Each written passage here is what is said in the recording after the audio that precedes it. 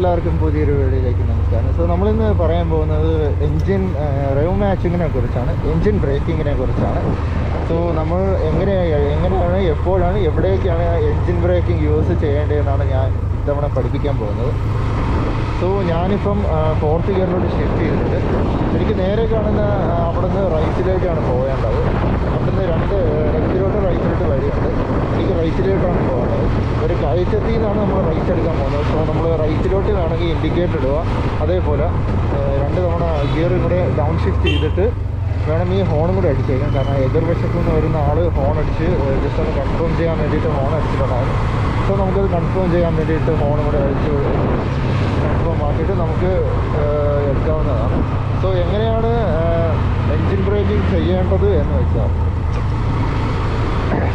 So ഇത് ഞാൻ നേരത്തെ 2nd ഗിയർ ഇടേണ്ട മെത്തേഡ് പഠിച്ചിട്ടുണ്ട്. ഒരു 3 മെത്തേഡ് വരുന്ന ഒരു പോർഷൻ ഞാൻ പഠിപ്പിച്ചിട്ടുണ്ടായിരുന്നു. സോ അത് ഇതേപോലെ തന്നെ ഇതിനകത്തും വരുന്നത്. നമ്മൾ ഇപ്പോൾ 4th ഗിയറിൽ നിന്നാണ് ഞാൻ 3rd ഗിയറിലോട്ട് ഇടുമ്പം ക്ലച്ച് പിടിക്കുക. ക്ലച്ച് പിടിച്ച് ഓൺ ദ സ്പോട്ടിൽ തന്നെ ഗിയർ ഡൗണിലോട്ട് ആക്കുന്ന ആ സെയിം സ്പോട്ടിൽ തന്നെ നമ്മൾ ത്രോട്ടിലൊന്ന് ബ്ലിപ്പ് ചെയ്ത് കൊടുക്കുക. ത്രോട്ടിലൊന്ന് ആക്സിലറേഷൻ ചെറുതായിട്ടൊന്ന് കൂട്ടി കൊടുക്കുക. അപ്പോഴാണ് നമുക്ക് ഈസി ആയിട്ട് ഡൗൺ ഷിഫ്റ്റ് ചെയ്യാൻ പറ്റുന്നത്. എനിക്കിവിടെ നിന്ന് ലെഫ്റ്റിലോട്ടാണ് പോകേണ്ടത്. ഞാൻ ലെഫ്റ്റിലോട്ട് ഇൻഡിക്കേഷൻ ഇട്ടിട്ടുണ്ട്. ഇപ്പോൾ അടിച്ചാണ്. സോ അതുകൊണ്ടാണ് കുറച്ച് നിർത്തി പയ്യെ കയറ്റിയിട്ടൊക്കെ വരാൻ പറയുന്നത്. ഇവിടെ ഈ വളവിൽ വണ്ടി ഇട്ട ഇവന്മാർക്ക് നല്ല ബുദ്ധിയുണ്ടെന്ന് നമുക്ക് ഇപ്പോഴേ വിശ്വസിക്കാം. സോ എൻ്റെ 2nd ഗിയറാണ്. ഞാൻ 3rd ഗിയറിലോട്ട് ഷിഫ്റ്റ് ചെയ്തിട്ടുണ്ട്. വേണമെങ്കിൽ എനിക്ക് 4th ഗിയറിലോട്ട് ഷിഫ്റ്റ് ചെയ്യാം. സോ ഒരു തവണയും കൂടെ ഞാൻ പറഞ്ഞുതരാം എങ്ങനെയാണ് ഡൗൺ ഷിഫ്റ്റ് ചെയ്യേണ്ടത്. ഡൗൺ ഷിഫ്റ്റ് ചെയ്യുമ്പോൾ നമ്മൾ എൻജിൻ ബ്രേക്കിങ്ങോ അല്ലെങ്കിൽ റേവ് മാച്ച് ചെയ്താണ് നമ്മൾ ഡൗൺ ഷിഫ്റ്റ് ചെയ്യുന്നതാണ് എന്നുണ്ടെങ്കിൽ ഒട്ടുമുക്കാൽ സമയത്തും നിങ്ങൾക്ക് എൻജിൻ ബ്രേക്കിംഗ് യൂസ് ചെയ്യേണ്ട കാര്യമില്ല.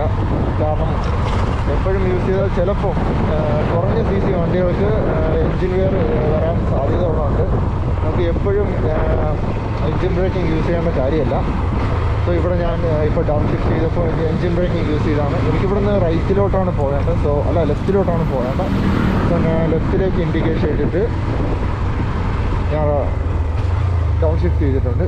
വണ്ടി എടുത്ത് അടിക്കാത്ത രീതിയിൽ ഞാൻ ഡൗൺ ഷിഫ്റ്റ് ചെയ്തിട്ടുണ്ട്. എങ്ങനെയാണെന്ന് വെച്ചാൽ ക്ലച്ച് പിടിക്കുക, ഗിയർ ഡൗൺ ഷിഫ്റ്റ് ചെയ്ത ഓൺ ദ സ്പോട്ടിൽ തന്നെ നമ്മൾ ആ ത്രോട്ടിലും കൂടെ ഒന്ന് ചെറുതായിട്ട് ബ്ലിപ്പ് ചെയ്ത് കൊടുക്കുക.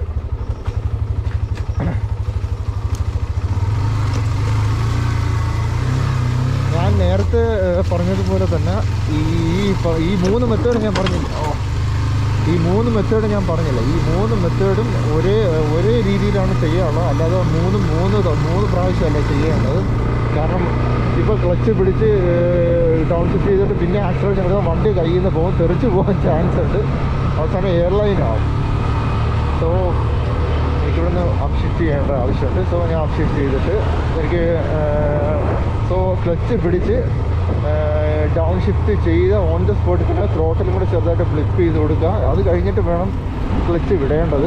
സോ ഈ 3 മെത്തേഡ് നമ്മൾ ഒരേ രീതിയിൽ പെട്ടെന്ന് തന്നെ യൂസ് ചെയ്യാൻ നോക്കുക. എന്നാലും നമുക്ക് പെട്ടെന്ന് സ്റ്റോളല്ല വണ്ടി എടുത്ത് അടിക്കാണ്ട് നമുക്ക് വണ്ടി മുന്നോട്ട് കൊണ്ടുപോകാൻ പറ്റുമോ. ഞാനിപ്പോൾ വേണമെങ്കിൽ 5th ഗിയറിലിട്ടിട്ട് കാണിച്ചു തരാം. 5th ഗിയർ 27 അല്ല, ഞാൻ കുറച്ച് സ്പീഡിൽ പോയിട്ട് കാണിച്ചു തരാം.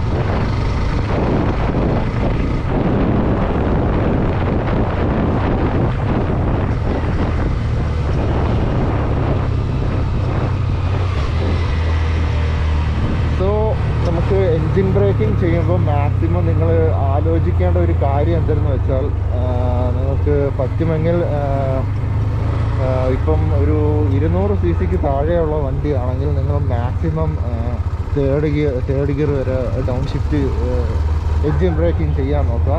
200 cc മുകളിലോട്ടാണെങ്കിൽ 3rd താഴോട്ട് നിങ്ങൾ എൻജിൻ ബ്രേക്കിംഗ് യൂസ് ചെയ്യാവുള്ളൂ. കാരണം എൻജിൻ കപ്പാസിറ്റി അനുസരിച്ച് ഒരു വണ്ടിക്ക് എൻജിൻ ബ്രേക്കിംഗ് ചെയ്യാൻ പറ്റത്തുള്ളൂ. ഇപ്പോൾ എൻ്റെ കയ്യിരിക്കുന്ന ഒരു 135 cc വണ്ടി ആയതുകൊണ്ട് എനിക്ക് 3rd വരെ എനിക്ക് എൻജിൻ ബ്രേക്കിംഗ് യൂസ് ഞാൻ ചെയ്യാറുള്ളൂ. കാരണം 3rd താഴോട്ട് എൻജിന് ഭയങ്കര സ്ട്രെസ് കൂടുന്നത് കൊണ്ട് ഞാൻ എൻജിൻ ബ്രേക്കിംഗ് യൂസ് ചെയ്യാറില്ല. കാരണം എൻജിന് സ്ട്രെസ് കൂടുന്നുണ്ടെങ്കിൽ അത് വണ്ടിയുടെ എൻജിന് പ്രശ്നമാണ്. അത് പിന്നെ എൻജിൻ പ്രോബ്ലത്തിലേക്ക് നയിക്കാവുന്നതും ആയതുകൊണ്ട് ഞാനാണെങ്കിൽ എൻജിൻ ബ്രേക്കിംഗ് ഞാൻ തേർഡ് ഗിയർ വരെ യൂസ് ചെയ്യാറുള്ളൂ.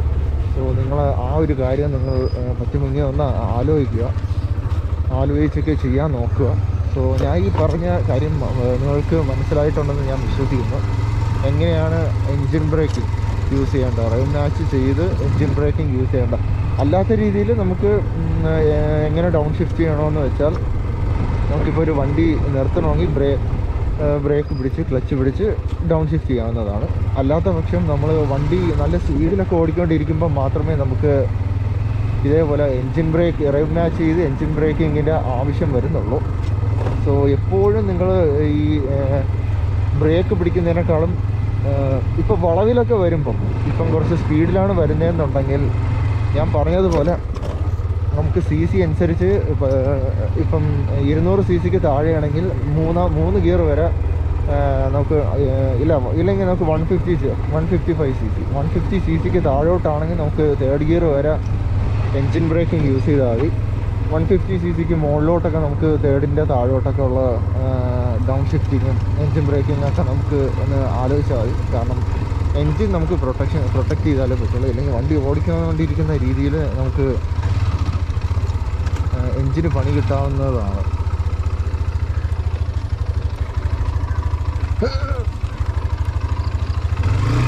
സോ നിങ്ങൾ അത് മാക്സിമം ഒന്ന് ആലോചിക്കാൻ നോക്കുക. നിങ്ങളുടെ കയ്യിൽ എത്ര cc വണ്ടിയാണ് ഇരിക്കുന്നത് അതിൻ്റെ കപ്പാസിറ്റി അനുസരിച്ച് എൻജിൻ ബ്രേക്കിംഗ് ചെയ്യാൻ നോക്കുക. സോ എനിക്ക് 175 cc ആയതുകൊണ്ട് ഞാനാണെങ്കിൽ തേർഡ് വരെ ഒരു പരിധി വരെ ഞാൻ എൻജിൻ ബ്രേക്കിംഗ് യൂസ് ചെയ്യാറുണ്ട്. സോ അത് എപ്പോഴും യൂസ് ചെയ്യാറില്ല. കുറച്ച് സ്പീഡിലൊക്കെ ഹൈവേസിലൊക്കെ ആണ് ഞാൻ ഏറ്റവും കൂടുതൽ എൻജിൻ ബ്രേക്കിംഗ് യൂസ് ചെയ്യുന്നത്. പിന്നെ വളവുകൾ വരുമ്പം സ്പീഡ് കൂടുതലാണ്, ബ്രേക്ക് പിടിച്ചാൽ കയ്യിൽ നിൽക്കത്തില്ല എന്നുണ്ടെങ്കിലും കൂടെ അതും കൂടെ അനുസരിച്ചാണ് ഞാൻ എൻജിൻ ബ്രേക്കിംഗ് യൂസ് ചെയ്യുന്നത്. സോ അങ്ങനെയൊക്കെയാണ് നമ്മൾ റൈം മാച്ച് ചെയ്ത് എൻജിൻ ബ്രേക്കിംഗ് യൂസ് ചെയ്യേണ്ടത് എങ്ങനെയാണ് നമ്മൾ പഠിച്ചത്. സോ നിങ്ങൾക്ക് ഈ വീഡിയോ ഇഷ്ടപ്പെട്ടിട്ടുണ്ടെന്ന് ഞാൻ വിശ്വസിക്കുന്നു. ഇഷ്ടപ്പെട്ടിട്ടുണ്ടെങ്കിൽ മാക്സിമം ഇത് പുതുതായിട്ട് വണ്ടി പഠിക്കുന്ന ആൾക്കാർക്കോ ആർക്ക് വേണോ സെൻഡ് ചെയ്ത് കൊടുക്കാവുന്നതാണ്. നിങ്ങൾക്ക് ഈ വീഡിയോ ഉപകാരപ്രദമായിട്ടുണ്ടെങ്കിൽ ഈ വീഡിയോ ഒന്ന് ലൈക്ക് ചെയ്ത് സപ്പോർട്ട് ചെയ്യാവുന്നതുമാണ്. സോ നമുക്കിനി അടുത്തൊരു വീഡിയോയിലേക്ക് കാണാം. സോ അതുവരെ നമുക്ക് എല്ലാവർക്കും ഈ വീഡിയോ കണ്ടതിലും നന്ദിയുണ്ട്. So bye. നമുക്കിനി അടുത്തൊരു വീഡിയോയിലേക്ക്